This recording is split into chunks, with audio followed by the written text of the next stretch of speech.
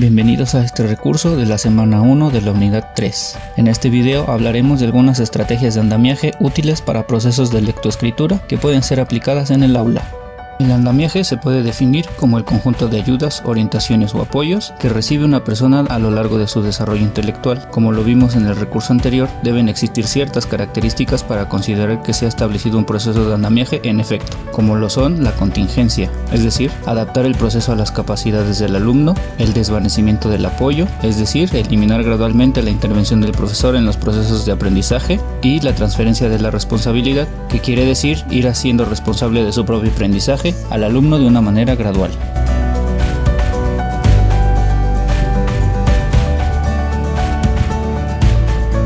Durante la práctica de andamiaje en un proceso de escritura existen 3 etapas. Cada una de ellas tiene características particulares y objetivos específicos en los cuales se pueden emplear diferentes estrategias de andamiaje que apoyen y guíen al aprendizaje de los alumnos. La planeación es la etapa en la que se establece a priori un plan a seguir para tener pasos o indicaciones que seguiremos dentro del trabajo a realizar y dentro del mismo proceso de andamiaje. Su principal objetivo es delimitar los lineamientos que orientarán el proceso de escritura, respondiendo a 2 preguntas: ¿qué voy a decir? ¿Y cómo lo voy a decir?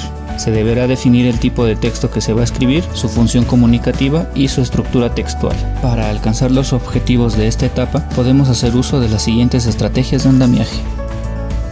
Puentes cognitivos. Es una manera muy efectiva para que los alumnos relacionen la información obtenida con sus conocimientos previos. Se hacen preguntas que propicien la relación de los alumnos con sus experiencias previas y así puedan comprender más significativamente la información presente. Por ejemplo, cuando escribimos un cuento, podemos rememorar lo que conocemos de este tipo de textos, si hemos leído alguno, en dónde los hemos leído, cuáles son las características de los cuentos. Esta estrategia nos permite integrar el conocimiento que los alumnos tienen previamente para usarlo como punto de partida para la elaboración de sus propios escritos. Construcción de esquemas. Se trata de organizar la información de manera esquemática y encontrar una asociación con los esquemas previos de los alumnos para facilitar su comprensión. Como sucede a la hora de leer un texto, es necesario identificar las secciones más importantes para localizar información relevante dentro de él y comprenderla.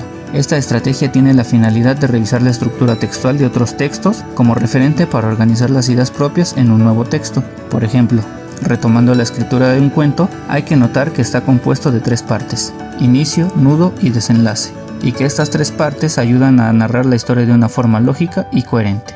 Contextualización. Como su nombre lo menciona, es darle un contexto a la planeación para que sea más sencillo ejecutarla. Por ejemplo, al escribir un cuento tenemos que establecer la audiencia a la cual nos dirigimos, ya que eso nos da pauta del tipo de lenguaje que debemos usar y la temática del mismo. Al asignarle un público objetivo, le da un sentido a todo el proceso de escritura. La siguiente etapa es la textualización, en donde el trabajo empieza a tomar forma.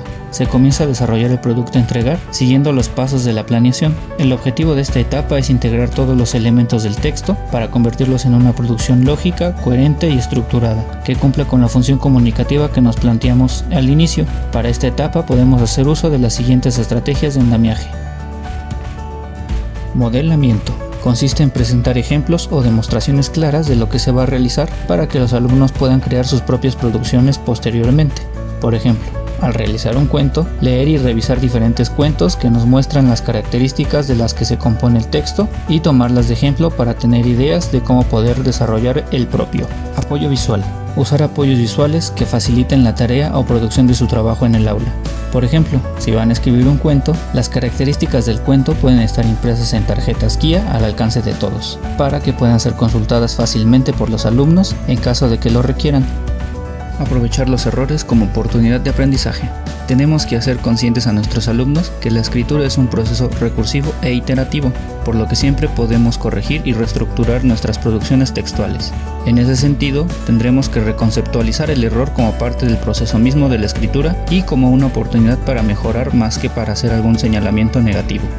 Lluvia de ideas y extensión del pensamiento. Hacer un listado de las ideas que contendrá el texto y organizarlas en oraciones que en un principio pueden ser cortas, pero que sirvan como base de ideas más complejas. Si tenemos ideas que ordenamos adecuadamente, podemos enriquecerlas y desarrollarlas.